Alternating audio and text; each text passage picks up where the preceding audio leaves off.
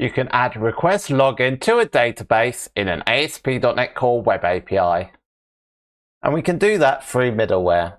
We set up this middleware class, we set up the constructor for it, and also the invoke method. We're calling the next middleware, but before we do that, we want to create a new instance of the stopwatch. The reason being is that we want to time each request. So we create a new variable called stopwatch and create a new instance of the stopwatch. And then we'll call the start method to start it. We want to add this to http context.items, and the reason being is that we want to retrieve it later on when the response is completed. So we call try add, we'll give it a name of response timer. So this represents this constant string up here with exactly the same variable, and we'll add the stopwatch instance to it. Now with the http context.response, we can add an onCompleted delegate. We do that by calling onCompleted, and we need to get the instance of the stopwatch. So we'll create a new variable for that with a type of stopwatch. We'll call it response timer and set it to null. And then we'll try to get it from the http context.items. So we'll call try get value.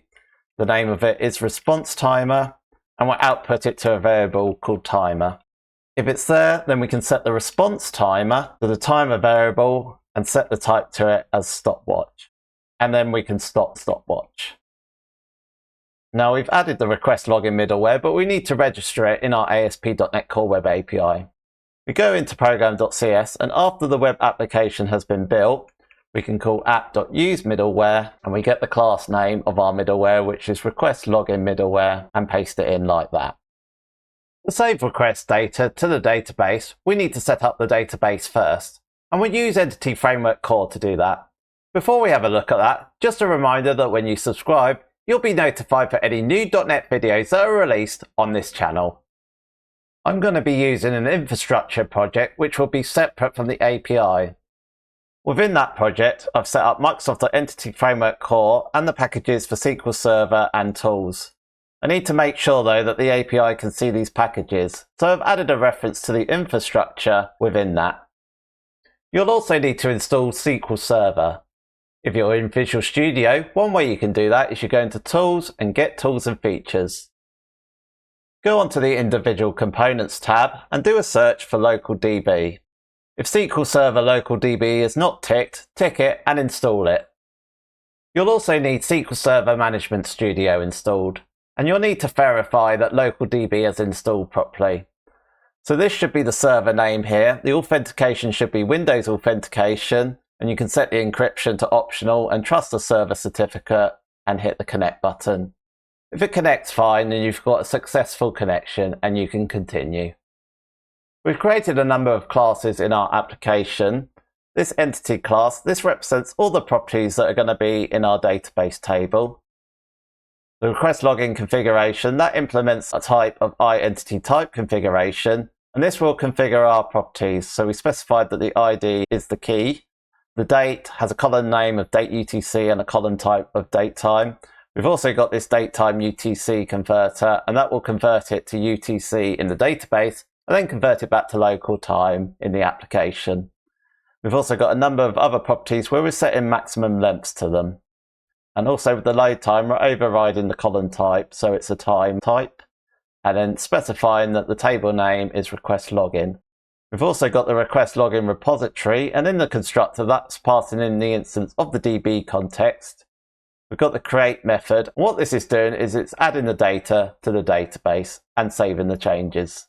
Now in this, we've got a number of truncate methods, and this is to ensure that the properties don't go over the max length values that are set for them. In configure services, we're adding the request login repository. So if we go back in there, it implements the iRequest login repository. We're adding that as a scope service in dependency injection, and that's being called in program.cs under the add data repositories. We've also got the create request log DTO class. This is similar to the entity, but we're only specifying the data that we need to create the entity. And this has been specified in our create method as part of parameter. In the ASP.NET Core Web API, I've opened up app-settings.development, and I've added a connection string and a request login DB context, specifying the connection string to our database. So I've specified the server as the local DB server connection. The database I'm going to call request login. The trusted connection is true. Trusted server certificate is true. Multiple active result set is set the same, and so is integrated security. Now, if you want to get this connection string and the code in this example, you can go to roundthecode.com/examples. There's also a link for it in the YouTube video description. Now, this is the DB context. We set a DB set for our request login entity. We've created a couple of constructors. This allows us to pass in some options. And we've also overridden the onModel creating method. We've added the applied configurations from assembly and specified the assembly. This ensures that this request login configuration can be added to our DB context, and this is what sets the maximum length and configures our properties within that entity. What we need to do now is we need to add the DB context to our API. And we do that by calling services.addDBContext. We get the DB context type, which is request login DB context, and we specify some options for it. So we call options.use SQL Server, and we need to get the connection string, and we get that from appsettings.development.json. So we call configuration.getConnectionString, and the name of the connection string, if we go back into appsettings.development, it's called request login DB context. So we just specify the name of the class, which is request login DB context. We need to create the database and the table in SQL Server. One way we can do that is to use EF Core migrations. So we go into Tools, New Get Package Manager, and Package Manager Console. We need to set the default project to wherever our DB context is. In our example, it's in infrastructure, so we set it to that. We need to add a new migration, which we're going to call add request log. This has added our migration for the request login table, so it's got all our properties in there, and it's configured all our column types as well. To add this to the database, we just call update-database. So that says it's been completed. Let's connect to the database server to see if our database and our table is in there. So we connect to the database server, the database is in there, and so is the table, and it's got the column names. We've also got the request login service.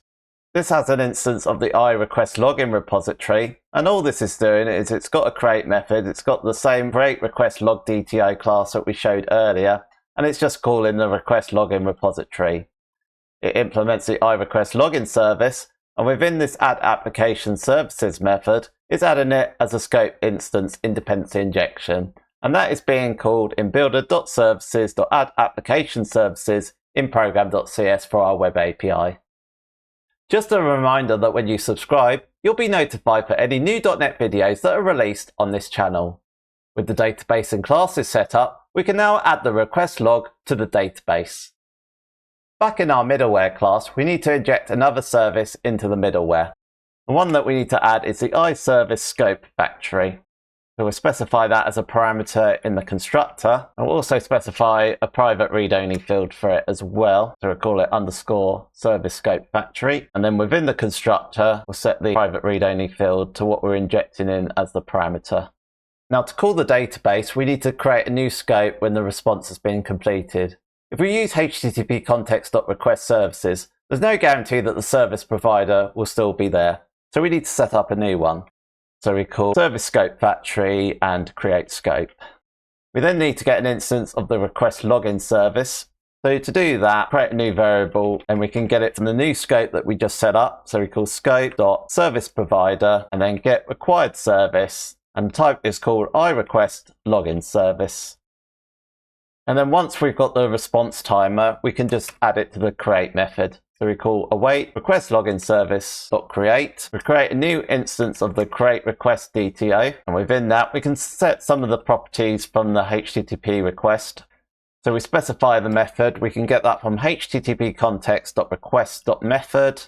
The path and query, we can get that from http context.request.getEncodedPath and query. The IP address, we get that from the connection, remote IP address, and it might be nullable, so we put the question mark there and we convert it to a string. The user agent, we get that from the request headers.user agent. We're also going to specify the response code as well, so we'll convert it to a HTTP status code type, and we get that from http context.response.status code. And then finally, we want to specify how long the request time took. So we call response timer.elapsed. We've got the web API running. In our ASP.NET Core web API, we've got this test controller with this endpoint. We're going to run that in Postman. So we'd expect this request to appear in our database table. So that has returned a successful response. Back in our database, we update the query. It's got our response in there. It's got details about the time, the method, the encoded path and query, IP address, user agent, and response time, and how long it took. If you're running your application in Kubernetes, on a load balancer, or on a proxy like Cloudflare, you'll need to add forwarded headers to your API so you can get the IP address of the original request. Here's how you do that. In program.cs, you call builder.services.configure, you pass in the forwarded headers options class as a generic type and specify some options. We set forwarded headers, so there's a couple of values we can set for this. So if we want just the IP address to be forwarded, we call xforwarded4. There's also xforwarded proto, prefix, and host, or if you want to forward all of them, you can specify all. If you wanted to add more than one, but not all of them, you can separate each one with a pipe. So if we wanted the IP address and also the host, we could do it like that, separating them with a pipe. We're just going to add it for the IP address for now. And once we've added the middleware, we need to specify that we're using forwarded headers as well. So by default, it will use the x-forwarded-4 request header to get the IP address. But some proxies like Cloudflare have their own one. If you're using Cloudflare, you can specify the forwarded-4 header name, and this will override the default. And the one on Cloudflare is cf-connecting-IP. So you can do it like that. We can demonstrate that in Postman, so we've added a request header of cf-connecting-IP and an IP address of 6.6.6.6. It's returned a successful response, and when we look in the database, it's added our request and it's also specified that IP address. Only turn on forwarded headers if your API is behind a proxy or a load balancer. Otherwise, users will be able to override the IP address by changing the request header. Also make sure you think about having a scheduler to delete old requests in the database. Otherwise the request login table may get very big. You may wish to add the country to where the IP address originates from. Watch this video next to find out how you can add geolocation to your web API. To download the code example for this tutorial, go to roundthecode.com/examples. There's also a link for it in the YouTube video description. Leave any comments that you have about request login, and I'll see you on the next video.